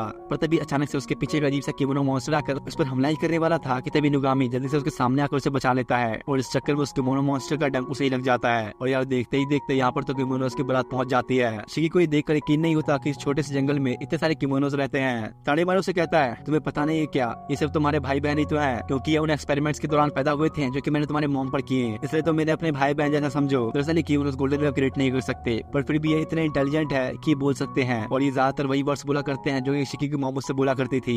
इसके बाद वो सब उसकी मॉम की तरह शिकी से बात करने लगे जो कि शिकी बिल्कुल भी सुन नहीं पाता। वो अपनी मॉम की यादों की वजह से अंदर से टूट जाता है। नोमिमारू कहता है अरे ऐसे में तो ये इनसे लड़ ही नहीं पाएगा। कबाने आके उसे पूछता है क्या मैं तुम्हारे लिए कुछ कर सकता हूँ, तो शिकी उसे कहता है प्लीज मेरी मदद करो, ये सब मैं और नहीं सुन सकता। नोमिमारू कबाने से कहता है शायद हम दोनों को अभी इन्हें संभालना होगा तो चलो शुरू हो जाओ। पर भाई कबाने का गुस्सा अब बिल्कुल ही आपे से बाहर जाने लग गया था। दूसरे तरफ इनागामी और अकीरा को दिखाया गया जहाँ पर इन्हें कुछ किमोनोस ने घेर लिया है। इनागामी के कहने पर अकीरा अपनी पावर से उसके हाथों को थोड़ा सा जमा देता है ताकि वो जहर शरीर में ज्यादा न फैले। तभी उनकी मदद के लिए वो छोटी लड़की भी आती है, ये वही है जिसे शिकी ने शॉप में देखा था। वो इनागामी से कहती है अगर अपना हाथ ठीक करना है तो मेरे साथ आओ। इधर यार कबाने तो बिल्कुल ही गुस्से में आकर सबको मारना शुरू करता है और इसे देख के ऐसा लग रहा है कि अभी बिल्कुल भी रुकने वाला नहीं। इसलिए अब ताड़ेमारू बचने के लिए अपना सबसे खतरनाक वाला किमोनो को बुलाता है जो कि साइज में काफी ज्यादा बड़ा था। कबानी अभी देखते ही तेजी से उसकी तरफ बढ़ते हुए एक जोरदार अटैक करता है। वो शिकी से आकर कहता है तुम थोड़ा खुद को संभालो और इसके बाद वो अपने फुल पावर्स का इस्तेमाल करते हुए उस सब के ऊपर एक साथ ही अटैक करने के लिए आगे बढ़ता है। दूसरी तरफ वो लड़की लड़की इनुगामी और अकीरा को एक नदी के पास लेकर आ जाती है और उसे अपना हाथ इस पानी के अंदर डालने के लिए कहती है। अब इसके बाद जब वो देखकर तो इनुगामी को भी यकीन नहीं होता, क्योंकि इस पानी के अंदर हाथ डालते ही उसका हाथ तो पूरी तरह से ठीक हो जाता है। असल में यार इस पानी के अंदर पॉइजन और किसी भी ऑर्डिनरी को ठीक करने की पावर्स हैं। वैसे इस छोटी लड़की का नाम आया है। वो इनुगामी से कहती है बस मेरी एक हेल्प कर दो, टाडेमारू को मरने से बचा लो। अब इधर कबाने को दिखाया जाता है जहाँ उसने भाई सारे के सारे केमोनोस को मार डाला था और उसका एक हाथ भी कट चुका था, पर वो खुद को हील करते हुए आगे बढ़ता है। वो अपने आसपास देखता है जहाँ पर उसने अब सबको खत्म कर दिया है। इसके बाद वो टाडेमारू को उठाकर शिकी के पास फेंक देता है। चल भाई अब इसे तू संभाल। तो शिकी उसे कहता है अब इसका क्या ही फायदा, इसको मारने पर कौन सा मेरी फैमिली वापस आ जाएगी, और वैसे भी इस जैसे को मारकर मैं अपने हाथों को गद्दार नहीं करना चाहता। इतने में अब आया भी इनुगामी के साथ टाडेमारू के पास आ जाती है, जिसे देखकर तो और भी घबरा गया और कहता है मैंने तुमसे मना किया हुआ है यहाँ आने से, तो यहाँ पर क्यों आए तुम। आया उसे कहती है अब इससे पहले कि तुम इनके हाथों मारे जाओ मुझे ये बताओ कि तुमने वो ककून कहाँ रखा है। और भाई टाडेमारू अब ये देखकर उसका फायदा उठाकर अपने जान बचाने की कोशिश करता है। वो उससे कहता है अगर तुम्हें अपना ककून चाहिए तो पहले मुझे इन लोगों से बचाओ, इन्हें रिक्वेस्ट करो कि मुझे छोड़ दें। कबाने को ये देख के लगता है कहीं इसकी बेटी तो नहीं। तब शिकी को कुछ बातें याद आने लगी, जहाँ काफी समय पहले एक दिन नशे में टाडेमारू ने कहा था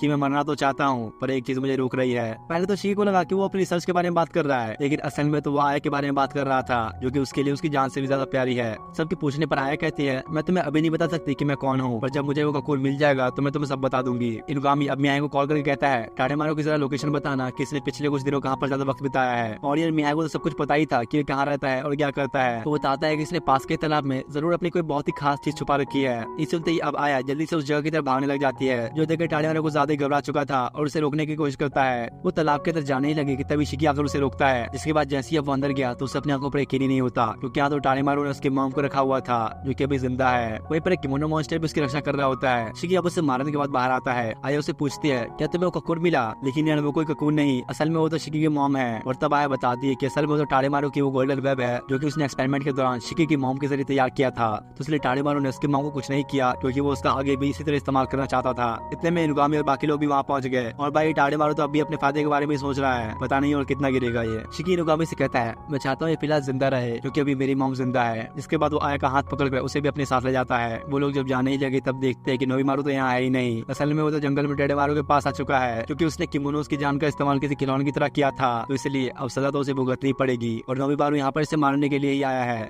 टोक्यो में पहुंचते ही इनुगामी और बाकी सब एक डॉक्टर के पास आते हैं, क्योंकि शिकी की मॉम को अभी जल्द से जल्द इलाज की जरूरत है। और यहाँ एक बूढ़ी डॉक्टर थी जो कि उनसे कहती है डरने की इतनी कोई बात नहीं, इसे बस थोड़ा सा आराम चाहिए, इसने काफी कुछ सहा है। तब इनुगामी सबको इस बूढ़ी डॉक्टर के बारे में बताता है कि ये पहले बस कुत्तों और बिल्लियों का इलाज किया करती थी, लेकिन धीरे धीरे उन्हें हर किसी की जान की परवाह होने लगी और तब से उन्होंने किमोनोस का इलाज भी करना शुरू कर दिया। अब इधर शिकी की मॉम की हालत देखकर वो सब फैसला करते हैं कि वो आज रात यहीं रुकेंगे। और सबके जाने के बाद शिकी अकेला ही अपनी मॉम के पास बैठता है। साथ ही इधर बाहर आया भी खड़ी होती है, पर वो अपनी मॉम और शिकी से मिलने में ही डर रही थी। वो ऐसा मानते हैं कि उसकी मॉम की हालत के वो जिम्मेदार वो खुद है, क्योंकि टाडेमारू ने उसको ये बनाने के लिए उसकी मॉम का इस्तेमाल किया था। असल में जब वो पैदा हुई थी तो टाडेमारू ने उसके बॉडी का इस्तेमाल करके 3 सालों तक उससे पैसे कमाए थे, और जब वो उसके लिए पैसे कमाने के लायक नहीं रही तो उसने उसके साथ काफी बुरा बर्ताव करना शुरू कर दिया। यहाँ तक कि एक टाइम पर तो आकर आया को तो मरने का भी ख्याल आता है, पर सिर्फ अपनी मॉम के लिए वो हर चीज सहती रही। लेकिन फिर एक दिन टाडेमारू से उसे ये पता चलता है कि उसका कोई बड़ा भाई भी है, जिसके बाद वो हमेशा यही सोचती रहती कि उसे और उसकी मॉम को सिर्फ उसका बड़ा भाई इन सब से निकालेगा। शिकी जब बाहर से आया के आवाज सुनता है तो उसे अंदर बुलाता है। आया आकर उससे माफी मांगते हुए कहती है मुझे माफ कर देना, ये सब मेरी वजह से हुआ। असल में यार ये खुद को ही इन सब चीजों को जिम्मेदार मान रही थी। उसे लगता है कि उसकी मॉम की हालत का कारण वही है, जिस पर शिकी उसे कहता है तुम ऐसा बिल्कुल मत सोचो, अगर हमारी मॉम वही जिंदा है तो वो सिर्फ तुम्हारी वजह से, तुम हर वक्त उनके साथ रही। पर वहीं मुझे तो अपनी मॉम के बारे में तक नहीं पता था कि वो जिंदा भी है नहीं। आया ये देख के बहुत खुश थे कि आखिरकार ये सब खत्म हुआ और वो अपनी मॉम और बड़े भाई के साथ रह पाएगी। उसकी मॉम को भी तब होश आता है और अपने दोनों बच्चों को सामने देखकर तो सच में वो भी बहुत खुश होती है। बाकी सब लोगों को भी काफी खुशी होती है कि चलो भाई शिकी अपनी मॉम से मिल तो लिया। अब इसके कुछ दिनों बाद कबाने और अकीरा को दिखाया गया जो कि इनुगामी के साथ बैठे हुए थे, जहाँ वो उन दोनों से कहता है काफी समय हो चुका है, शिकी को काम करना है, तुम लोगों को भी अब थोड़ा काम करना चाहिए। और ये यहाँ पे ये पता चलता है कि शिकी पिछले 1 महीने से उनके साथ ही नहीं है, क्योंकि वो अभी अपनी फैमिली के साथ टाइम स्पेंड कर रहा है। इन लोग को लग रहा था कि शायद शिकी ने अभी जॉब छोड़ दी है, यानी कि लोग जो काम करते हैं एक साथ मिलकर के मोमोज को पकड़ने का, शिकी ने अब वो छोड़ दिया। लेकिन ऐसा नहीं था, वो बातें ही कर रहे थे कि तभी इतने में शिकी वहाँ आ जाता है। वो उनसे कहता है अरे चिंता मत करो, जब तक मैं कबाने के पेरेंट्स को ढूंढ नहीं लेता ये काम नहीं छोड़ने वाला। साथ ही अब आया भी कबाने और बाकियों के साथ मिशन में उनकी मदद करेगी। वो आके इनुगामी से कहती है क्या आप मेरी एक मदद करेंगे, मुझे उस ओल्ड लेडी के साथ मिलकर अपना क्लिनिक खोलना है। दरअसल ये वो बॉडी डॉक्टर के बारे में बात कर रही है। वो चाहते हैं कि वो अपने वेब्स वाली पावर्स का इस्तेमाल करके लोगों की इंजरीज को ठीक करे। बातों बातों में उसकी नजर कबाने पड़ती है और उससे याद आता है कि तो वही है जिसने टाडेमारू को सारे किमोनोस को हरा दिया था। कबाने उसे इतना पसंद आता है कि वो उससे कहती है क्या तुम मेरे बॉयफ्रेंड बनोगे? शिकी बेचारे को तो सुन के ही होश उड़ जाते हैं, मतलब यार अब उसकी खुद की बहन उसकी भाई बन जाएगी ऐसे तो। लेकिन यहीं पर हो जाता है एक और पंगा, क्योंकि कबाने को ढूंढते हुए वहाँ पर कौन भी आ चुकी थी। उसे बर्दाश्त नहीं होता कबाने को उसके अलावा कोई और कैसे टच कर सकता है। यही दूसरी तरफ न्यूज में खबर दिखाई जाती है कि एक अनजान शक्ति लोगों के चेहरे से उनकी स्किन निकाल रही है, जैसे कि होंठ, आंखें और चेहरे के बाकी हिस्से। निगामी इन लोगों को इस केस को सुलझाने का मिशन देता है, पर अकीरा तो भाई न्यूज सुन के बेहोश हो चुका है, तो इसलिए अब कबाने और आया कोई मिशन पर जाना होगा। लेकिन कौन भी थोड़ी ना पीछे हटने वाली, वो भी इनके साथ जाएगी। कुछ देर बाद अभी लोग उसी जगह पर आ जाते हैं जहाँ ये सब अटैक्स लोगों पर किए जा रहे थे। वो लोग आगे जाने ही लगे, लेकिन एक पुलिस वाला उन्हें रोकता है और बच्चा समझकर उन्हें वहाँ से भगाने लगता है। बेचारी कौन भी ये देखकर हैरान होती है, क्योंकि एक समय पर रानी के साथ वो इन पुलिस वालों को कंट्रोल किया करती थी। इसके बाद कबाने इनुगामी का नाम बताकर अंदर आता है, लेकिन कौन अब भी आया की वजह से बहुत गुस्से में होती है। तभी उसको कुछ आवाज आती है, पर अचानक ही तब कोई चीज पीछे से आया को पकड़ के खींचने लगी थी। कबाने जल्दी से हवा में एक पंच मारता है, जिससे आया छूट जाती है, और इसका मतलब यहाँ पर कोई जरूर इनविजिबल किमोनो है। इतने में वो किमोनो भी हम लोग के सामने आ गई थी, जिसका नाम है कटाराशी। कबाने के पूछने पर वो बताती है कि दरअसल मैं एक लड़के से प्यार करती हूँ और उसके साथ रहने के लिए मुझे ह्यूमन जैसा दिखना होगा। यही वजह है कि लोगों पर अटैक्स करके उनकी बॉडी पार्ट्स लिया करती है, ताकि वो खुद को पूरा करके अपने प्यार को पा सके। कबाने उससे कहता है, क्या फायदा है इसका, तुम्हारे चेहरे पर तो फिर भी कोई फर्क नहीं पड़ा। यही बातों बातों में आया और कौन में भी बहस छिड़ जाती है। कौन इतने गुस्से में आ चुकी थी कि वो आया को मारने की कोशिश करती है, पर बीच में कबाने आके उसे रोक लेता है, जो देख के उसे लगता है कि शायद अब वो कबाने के लिए ज्यादा मैटर नहीं करती। अब इसका शाम का सीन दिखाया जाता है, जहाँ पर घर आकर आया सभी को बताती है, मैंने और कबाने ने मिलकर इस केस को सॉल्व कर दिया। असल में आया ने अपने सिल्क और वेब्स का इस्तेमाल करके कीटानाशी को एक अच्छा सा रूप दे दिया, तो अब लोगों के ऊपर अटैक्स नहीं करेगी। अकीरा कहता है, भैया तो हमसे भी आगे हैं, और तब वहाँ से जाते हुए आया कबाने को एक किस करती है। ये देखकर तो भाई इन सब की आंखें फटी रह जाती हैं। यही दूसरी तरफ कौन तो बेचारी अभी भी कबाने को याद करके काफी रो रही है। तो कबाने उसके पास आकर उसे शांत कराता है। वो कहता है, मैं तो बस आया को शिकी की बहन होने के लिए प्रोटेक्ट कर रहा था। यही बातों बातों में उसे ये पता लगता है कौन की काफी समय से तबियत खराब है। वो चाहती थी कि वो कबाने की नजर में सबसे बेस्ट बने, लेकिन अगले दिन फिर से आया उसे काम में टांग लाने के लिए आ जाती है। आया तो भाई अब कबाने से शादी करने के लिए भी तैयार है, और गलत टाइम पर वहाँ पे कौन भी एंट्री ले लेती है। इसके बाद पिछली बार की तरह कबाने को उनके बीच फिर से बहस शुरू हो गई। किरण उसे कहता है, तुम लोग आपस में लड़ते रहोगे तो उसका कोई फायदा नहीं, कम से कम कबाने से तो पूछ लो कि वो क्या चाहता है। और भाई यहाँ पर होता कुछ और ही है। कबाने से जब ये लोग पूछते हैं तो वो कहता है, मुझे तो सबसे ज्यादा प्यार और चिंता इनुगामी की है। ये सुनकर तो सबके ही होश उड़ जाते हैं, और अब ये दोनों जाकर इनुगामी से कबाने के लड़ना शुरू कर देते हैं। इसके बाद इधर कुछ लोगों को दिखाया गया जो कि सड़क पर घूम रहे थे, पर चलते हुए उनसे एक लड़का टकरा जाता है। वो लोग उसे अकेला देखकर कहते हैं, और भाई कुछ पैसे वैसे दे दे हमें भी, वरना अंजाम बहुत बुरा होगा। इस पर वो लड़का उससे इनुगामी के बारे में पूछता है और कहता है, क्या तुम इसे जानते हो? पर इन लोगों को पता तो कुछ था नहीं, बस पैसे मांग रहे थे। तो वो लड़का गुस्से में आकर उन्हें बर्फ में जमा देता है। दूसरी तरफ यहाँ पर अकीरा को दिखाया जाता है, जो कि काफी उदास था, क्योंकि उसकी डॉल अभी थोड़ी सी फट चुकी थी। शिकी कहता है, क्या तुम्हें पता है उस डॉल को अकीरा अपने भाई की तरह मानता है, इसलिए अकीरा ने उसे निशान नाम दिया है। इसके बाद मिया उसकी इस डॉल को ठीक कर देता है, पर उसने अब इसे एक एआई रोबोट बदल दिया था, जो कि अब बोल भी सकता है। अकीरा को देखकर सच में काफी खुशी होती है, और इस तरह डॉल को बातें करता देख अकीरा सोचता है, पता नहीं मेरा भाई कहाँ और किस हालत में होगा। इसके बाद इन दोनों का पास का एक सीन दिखाया जाता है। असल में अकीरा और उसका भाई ट्विंस हैं, और जिस विलेज में लोग रहते थे वहाँ लड़के सिर्फ 100 सालों में एक बार जन्म लेते हैं। लेकिन अकीरा बचपन से ही बहुत नाजुक था और हर छोटी बात पर रोने लग जाता था। इन दोनों को ही इस गांव में हर काम करने पर रोक लगी थी, और वहाँ की औरतें मिलकर इन्हें बड़ा ही संभाल कर और ध्यान से रखती, क्योंकि पूरे गांव में सिर्फ ये दोनों लड़के ही हैं। इन लोगों ने तो कभी अपनी माँ का चेहरा भी नहीं देखा,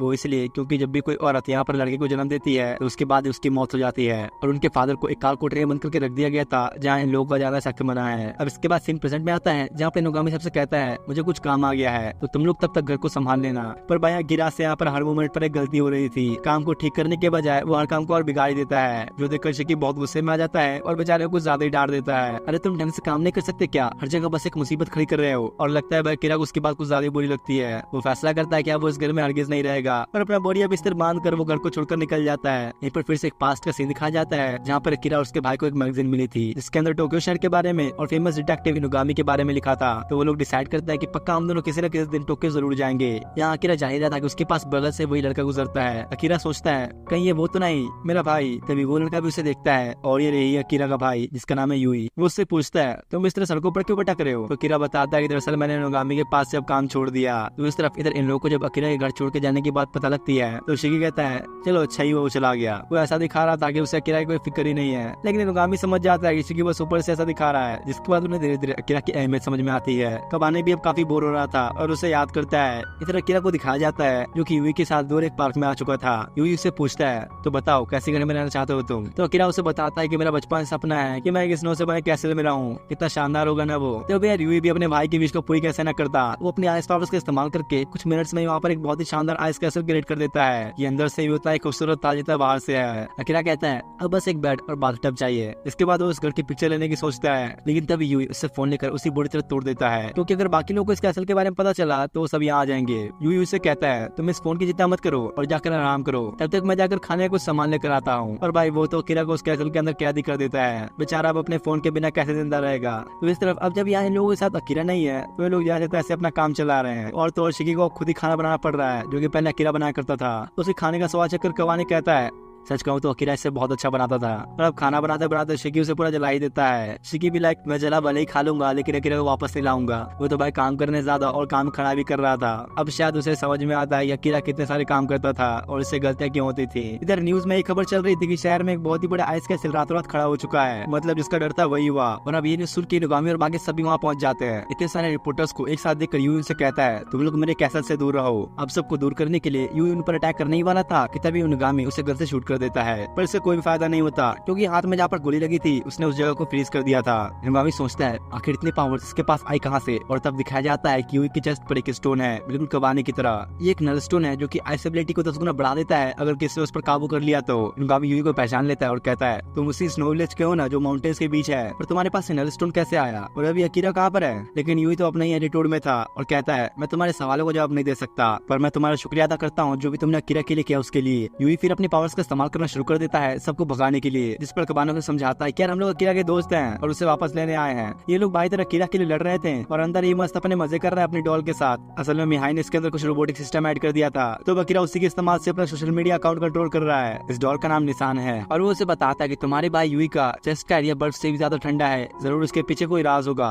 इतने में यूई इसके पास पहुंच जाता है और उसे कहता है तुम्हारी सारी फरमाइशें तैयार है। जिसके बाद अकीरा जैसे ही नीचे उतरा तो वो देखता है कि नुगामी, कबानो और शिकी बर्फ में जमे हैं। यूई कहता है तुम्हारे कुछ दोस्त तुमसे मिलने आए थे और ये कुछ ज्यादा ही जिद्दी थे, तो मैंने इन्हें थोड़ा आराम दे दिया। अकीरा तो ये देख के बिल्कुल हैरानी था। उसे लगता है कहीं यूई ने इन लोगों को मार तो नहीं दिया। वो उससे कहता है ठीक हो ना तुम, रुको मैं तुम्हारे लिए बाहर से कुछ दवाइयां लेके आता हूँ। जिसके बाद वो एक बार फिर से उसे लॉक करके चला जाता है। तब निशान उससे कहता है चिंता मत करो, तुम्हारे दोस्त अभी जिंदा है, क्योंकि कवानी तो कभी मर ही नहीं सकता। इधर यूई अपने पास्ट के वो दिन याद करता है जब उसे स्नो विलेज का चीफ बनाया गया था। तब उसके मन में एक बात खटक रही थी कि आखिर मेरी जगह अकीरा को क्यों नहीं चुना गया। हालांकि अकीरा उसके चीफ बनने से काफी खुश होता है और कहता है मैं हर पल तुम्हारे साथ हूँ भाई। अब चीफ बन जाने के बाद उसे विलेज के बीच रखे नल स्टोन के बारे में पता चलता है और ये स्टोन उनके विलेज को प्रोटेक्ट करता है और उन्हें बर्फीले तूफानों और आंधियों से बचाया करता है। वो स्नो विलेज वैसे तो काफी खूबसूरत था लेकिन उतना ही खतरनाक भी, क्योंकि जहाँ 200 फीमेल्स हैं वहाँ सिर्फ 2 लड़के हैं। तो सोचो वो औरतें क्या हाल करेंगी इन दोनों का। ये कहता है ये सारी औरतें मास्क इसलिए लगाया करती थी ताकि अपनी बदसूरती को छुपा सके। उन औरतों ने मेरे मन में बहुत सारे नेगेटिव इमोशंस भर डाले थे, जिससे मेरे दिमाग में सिर्फ नफरत और गुस्सा भर गया। पर इन सबसे मुझे संभालने वाला एक ही था, वो है अकीरा, जो कि उसकी जिंदगी की इकलौती खुशी है और जीने की वजह भी। वो आज भी उसके लिए कुछ भी कर सकता है। इसलिए अकीरा यूई की फीलिंग से फायदा उठाता है और जैसे ही यूई वापस आता है तो अकीरा उससे फिर से कुछ डिमांड करके उसे बाहर वो लेने के लिए भेज देता है। तभी वो अपना लाया हुआ एक मेडिसिन हर उसे पकड़ा कर चला जाता है। अकीरा देख के सोचता है कि आखिर बात क्या है, ये मेरी हर बात मान रहा है और सारे डिमांड से पूरे कर रहा है, ये इतना बदल कैसे गया। लेकिन असली खतरा तो अब उनके पास आ रहा है, क्योंकि नारी भी अब यहाँ पहुंच चुकी है और उसे पता चल चुका है कि इस कैसल के बनने के कारण कोई नल स्टोन यूजर है। इधर अकीरा को दिखाया जाता है जहाँ वो सारी कोशिश करके थक चुका था, क्योंकि वो किसी भी तरह कबाने और बाकियों को आजाद नहीं कर पाता। इतने में कबाने अब अपनी बर्फ तोड़कर बाहर चला आता है। खुद की बॉडी को हील करने के बाद वो अकीरा से पूछता है वैसे ये नल स्टोन क्या होता है। तो अकीरा उसे हर चीज समझाता है, जिस पर कबाने कहता है इसका मतलब तुम्हारे भाई को हराने का बस यही रास्ता है कि नल स्टोन को उससे किसी तरह अलग किया जाए। जो सुनकर अकीरा मनी मन सोचता है कि अगर कबानो से लड़ा तो यूई उसे मार डालेगा, लेकिन मैं किसी को भी खोना नहीं चाहता, न यूई को और न इन लोगों को। पर भाई लड़ना तो कबाने भी नहीं चाहता था, वो बस चाहता है कि अकीरा उन लोगों के साथ वापस चले। जिस पर वो उससे कहता है क्या तुम्हें पता है मैंने यूई से कहा था तुम लोग कैद करने के लिए, मुझे अब तुम लोगों से कोई मतलब नहीं। और ये ऐसा इसलिए कह रहा था क्योंकि यूई वहाँ आ चुका है, तो उसे दिखाने के लिए वो ऐसे एक्टिंग कर रहा है। यूई कबाने को देखते ही उसे अब आके मारने की कोशिश करता है कि तभी अकीरा उसे कहता है अरे रुको, ऐसा मत करो, मुझे इन लोगों से कोई मतलब नहीं, बस मैं तुम्हारे साथ रहना चाहता हूँ। कबाने अब उसे रोकने की कोशिश करता है पर अब इसका कोई फायदा नहीं। अकीरा को अगर इन लोगों को बचाना है तो उसे यूई के साथ रहना ही होगा। जिसके बाद दोनों जंगल की तरफ जाने लगते हैं, लेकिन ये यूई देखता है कि अकीरा का ध्यान तो कहीं और ही है। इस तरह कबाने से कहता है मेरे पास इन लोगों को आजाद करने का एक रास्ता है, मैं अपनी हीट से इन्हें पिघला सकता हूँ। पर इससे पहले क्या वो कुछ कर पाता, इनारी वहाँ पर पहुंच जाती है। वो कवाने से कहती है, डरो मत, मैं तुम्हारा लाइफ स्टोन लेने नहीं आई, क्योंकि मुझे अब ये नहीं वो नल स्टोन चाहिए, और उससे पाने के लिए तुम्हें मेरी मदद करनी होगी, और तुम अभी अपने लिए करोगे, क्योंकि वो नल स्टोन का जरूर तुम्हारे पेरेंट्स के साथ कोई कनेक्शन है। तो इस तरफ अकीरा और यूई का एक पास का सीन दिखाया जाता है, जहाँ उसके चीफ बन जाने के बाद अकीरा उससे पूछता है, क्या ये चीफ बनने की जिम्मेदारी तुम्हारे पर भारी पड़ रही है? मैं भी तुम्हारी मदद करना चाहता हूँ, लेकिन यार यूई को तो अपने ज्यादा चिंता अकीरा की थी, क्योंकि वो अभी इतना कमजोर है कि अपना ख्याल खुद भी नहीं रख सकता। यूई कहता है, तुम बड़े प्यारे हो, बस हमेशा खुश रहो। तो अकीरा उसे बताता है कि नहीं, मैं इतना भी प्यारा नहीं, क्योंकि आज सुबह ही मैंने अपना बिस्तर गीला कर दिया। जो सुन के तो यूई कुछ ज्यादा ही शौक में आ जाता है और सोचता है अगर ये बात उन औरतों पर चल गई तो वो इसके साथ और भी बुरा बर्ताव करना शुरू कर देंगे, पता नहीं कैसे ट्रीट करेंगे ये लोग इसे। तो इसलिए अब अपने भाई को बचाने के लिए यूई एक बहुत ही बड़ा फैसला लेता है। वो सब औरतों को बुलाकर अकीरा को इस गाँव से जाने देने के लिए कहता है, और उसके बदले वो उनके लिए जिंदगी भर काम करने को तैयार है। वो उनसे कहता है, वैसे भी अकीरा बहुत कमजोर है, वो मेरी जगह कभी नहीं ले सकता। तो अभी औरतें भी इस बात पर मानी जाती हैं। इसके बाद यूई अकीरा से कहता है, टोक्यो में जाकर तुम सीधा इनोगामी से मिलना, साउथ की डायरेक्शन में बस चलते रहना, और चिंता मत करो, मैं ही बहुत जल्द वहाँ पहुँच जाऊंगा। इसके अब कुछ देर बाद यूई दो औरतों को बात करते हुए सुनता है, जो कि कह रही थी, हमने अकीरा के पीछे कुछ लोगों को लगा दिया है, वो उसे जिंदा या मुर्दा वापस ले ही आएंगे। इसका मतलब कि भाई यूई के साथ धोखा हुआ है, क्योंकि अब गांव के बाहर जाने के बाद अकीरा इन लोगों के लिए किसी काम का नहीं। यूई से सब बर्दाश्त नहीं होता, वो इन सब से किसी तरह बच के गाँव से बाहर भाग जाता है। साथ ही उसने नल स्टोन को हासिल करके अपने पूरे स्नो विलेज को तबाह कर दिया। इधर प्रेजेंट का सीन दिखाया गया, जहाँ पर यूई को महसूस होता है कोई उनका पीछा कर रहा है, और ये और कोई नहीं बल्कि नोबीमारू था, जो कि नारी के कहने पर उसे नल स्टोन लेने के लिए आया है। यूई ये देखते ही अकीरा को एक केज बंद कर देता है ताकि उसे चोट ना पहुंचे, और नोबीमारू के ऊपर अटैक्स करना शुरू कर देता है। ये दूसरी तरफ इनारी कवाने से कहती है, अगर तुमने अपना ये लाइफ स्टोन मेरे हवाले कर दिया तो मैं तुम्हें तुम्हारे पेरेंट्स से मिला सकती हूँ। तभी नुगामी कहता है, कवाने तुम इनारी की चिंता मत करो और अकीरा को बचाने जाओ, तुम्हें किसी भी तरह अकीरा को बचाना ही होगा। दरअसल निशान उसके हार्ट की वाइब्रेशन को पकड़कर ये आवाज निकाल रहा है। नुगामी कहता है, तुम चिंता मत करो, इनारी अब हमारे साथ है। जो सुनते ही कवाने तेजी से यूई की तरफ निकल जाता है। दूसरी तरफ यहाँ पर नोबीमारू यूई के अटैक्स को संभालने के लिए अपने कई सारे क्लोन्स बना चुका था, लेकिन भाई यूई के आइस पावर्स के सामने कुछ काम का नहीं। नोबीमारू उसके अटैक्स को बिल्कुल भी संभाल नहीं पाता। जरा अकीरा बेचारे देखकर और डर रहा था, क्योंकि अगर ये दोनों ऐसे बिना रोके लड़ते रहे तो ऐसे में इनमें से एक तो कोई मर ही जाएगा। तभी अकीरा की आवाज से यूई को थोड़ा ध्यान में अटक जाता है, और इसका फायदा उठाते हुए नोबीमारू उससे नल स्टोन को छीनने की कोशिश करता है, लेकिन भाई नल स्टोन को लेना इतना भी आसान नहीं। उससे टच करते ही उसका हाथ फ्रीज हो जाता है। इससे अब नोबीमारू को समझ में आता है कि इनारी ने काम खुद क्यों नहीं किया। वो औरत तो अपने मतलब के लिए किसी का भी इस्तेमाल कर सकती है, लेकिन अब इसका क्या ही फायदा, मैं तो अब फंस चुका हूँ। वैसे तो यार नोबीमारू अभी लड़ सकता है, पर एक हाथ से वो क्या ही बिगाड़ पाएगा उसका। तब यूई जैसे उस पर अटैक करता है, कवाने बीच में आकर उसे बचा लेता है। उससे पूछता है, प्लान है क्या कोई तुम्हारे पास, कैसे रहेंगे हम इसको, क्योंकि यार अभी अगर ये दोनों में से कोई उसके पास गया तो यूई उसे बर्फ में जमा देगा। पर तभी नोबीमारू कहता है, मेरे पास एक प्लान है। वो अचानक ही कवाने के पूरे शरीर पर आग लगा देता है, ताकि अब कवाने यूई के पास जाकर उसे पिघला सके। और हाँ, इससे कवाने को कुछ भी नहीं होगा, क्योंकि वो इमॉर्टल है। वो जैसे अब यूई पर अटैक करता है तो उसकी आइस पिघलना शुरू हो जाती है। गुस्से में आकर यूई अपना सबसे खतरनाक मूव इस्तेमाल करना शुरू करता है, जिससे उसने अपने आप को एक आइस शील्ड के अंदर कवर कर लिया था। उसके पावर्स अब कुछ ज्यादा ही बढ़ जाती हैं, और वो अब कवाने के ऊपर ही भारी पड़ रहा था। इधर अकीरा इतनी सारी धुंध देखकर सोचता है, मैं तो इन्हें जमा कर ऐसे एक बड़ा सा आइस क्रिस्टल बनाकर इस पिंजरे को तोड़कर बाहर निकल सकता हूँ। फिर वो यही करता है, और जैसा कि उसने सोचा था वो उस जेल से बाहर निकल जाता है। तो इस तरफ अब यहाँ पर सिचुएशन को देखते हुए कवाने का साथ देने के लिए नोबीमारू भी अब लड़ने आता है। दोनों ही मिलकर उस पर लगातार बिना रुके अटैक्स करते हुए उसकी सारी की सारी आइस पिघला देते हैं। और अब जैसे ही कवाने अपना फाइनल अटैक करने ही वाला था कि अकीरा बीच में आकर उसे रोकता है, और क्योंकि अब कवाने काफी देर से आग की लपटों में कैद है तो उसका पूरा शरीर राख में बदल जाता है। इधर यूई की बॉडी के ऊपर से बर्फ पिघलने की वजह से अब उसके ऊपर क्रैक्स पड़ने लगे थे। तभी नोबीमारू कवाने के सर को हाथ में लेकर कहता है, लगता है हम लोग जीत चुके हैं, क्योंकि इसने नल स्टोन का इतना इस्तेमाल जो किया, कुछ ही देर में अब यूई की सारी ताकत खत्म हो जाएगी, तो वो अब जिंदा नहीं रह सकता। कवाने यूई से कहता है, तुम ऐसे नहीं मर सकते, उससे पहले मुझे तुमसे कुछ सवाल करने हैं। अकीरा भी अब इधर नल स्टोन को अलग करने की कोशिश करता है और कहता है, तुम्हारा आधा दर्द मैं झेलने को तैयार हूँ, तुम ऐसे मर नहीं सकते। और तब अकीरा को यूई के पास की कुछ मेमोरीज दिखती हैं कि कैसे उसने अपनी पूरी लाइफ नल स्टोन को देखकर उसके पावर्स का इस्तेमाल करके पूरे स्नो विलेज को तबाह कर दिया था। तभी कवाने अपनी बॉडी को हील करके अकीरा के पास आता है, और वो अपने लाइफ स्टोन के इस्तेमाल से नल स्टोन को यूई के शरीर से बाहर निकालने की कोशिश करता है। तब इससे अचानक वहाँ पर एक बड़ी सी लाइट चमकती है, और उसके बाद दिखाया जाता है कि यूई का नल स्टोन उसके बॉडी से अलग हो चुका है। अब यहाँ पर वही है कि कवाने का लाइफ स्टोन यूई के नल स्टोन के साथ फ्यूज होकर एक अलग ही शेप ले चुका है। इतने में अभी नोगामी भी इनानी के साथ वहाँ पर पहुंच जाता है। इनानी कहती है,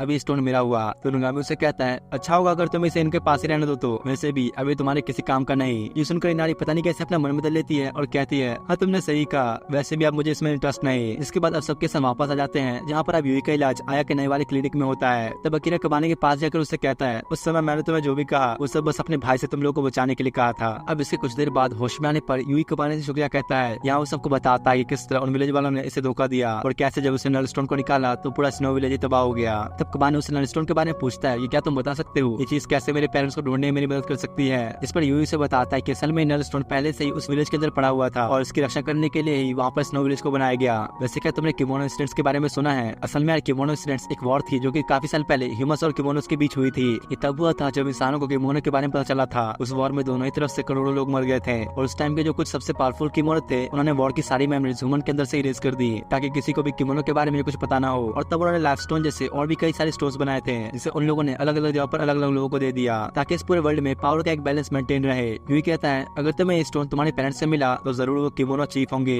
या फिर ऐसा भी हो सकता है कि उन्हें ये स्टोन ऐसे ही कहीं पर मिल गया हो। तब इनगामी बताता है कि अभी के टाइम पर ऐसे स्टोन पूरे जापान में फैले हुए हैं। अगर हम लोग उन सभी को इकट्ठा करें और उनके बारे में जाने तो जरूर इससे कबाने के पेरेंट्स के बारे में कोई ना कोई क्लू तो जरूर मिल जाएगा। तो इस तरफ यहाँ पर इनाया को दिखाया जाता है जो कि नोएमारू से कहती है मुझे किसी भी हालत में वो लाइफ स्टोन चाहिए बिना इनगामी के बीच में आए। तो तुम समझ गए ना मैं किसके बारे में बात कर रही हूँ। तुम उसे अब इस मिशन को करने के लिए कहो। इधर यहाँ पर यूही कबाने से कहता है तुम नल स्टोन रख सकते हो, अभी तुम्हें इसकी ज्यादा जरूरत है। यहाँ दूसरी तरफ पार्क में नोएमारू कौन से मिलने आता है और उसे कहता है इनाया ने तुम्हें एक नया मिशन देने को कहा है और वो ये कि तुम्हें कबाने से उसका लाइफ स्टोन हासिल करना है। इसके लिए तुम्हें उसकी फीलिंग्स के साथ खेलना होगा और उसके और भी ज्यादा करीब जाना होगा ताकि तुम्हें वो अपना लाइफ स्टोन खुद ही आकर दे दे। अब अगले दिन दिखाया जाता है कि किरा अपने भाई के साथ पिकनिक पर जा रहा है उसके साथ थोड़ा समय बिताने के लिए। इनगामी सोचता है कि अब स्टोन्स ढूंढने की तलाश में हमें भी शिको को जाना चाहिए। तो शिकी कहता है ठीक है तुम सब जाओ पर मैं यहाँ पर टोक्यो में रहूंगा। जिसके बाद इनगामी और कबाने जाने ही लगे कि तभी कोना उसे रोकते हुए कहती है तो तुम मेरे भी नहीं जाना चाहते हो, मैं भी तुम्हारे साथ चलूंगी। इनगामी उसे देख के समझ जाता है तो लगता है अब इसे नानी ने यहाँ पर भेजा है, लेकिन चलो कोई बात नहीं। और तभी वो उसे अपने साथ आने देता है और अब वो तीनों ही कबाने के पेरेंट्स की तलाश में निकल जाते हैं। ये दूसरे फकीरा और उसके भाई को दिखाया गया जो कि एक साथ कई मजे कर रहे थे। और ये इसी के साथ ही एनीमे का सीजन 1 यहीं पर एंड होता है। अभी तक इस एनीमे का सीजन 2 नहीं आया, जैसे ही आएगा तुम्हें इस चैनल पर देखने को मिल जाएगा।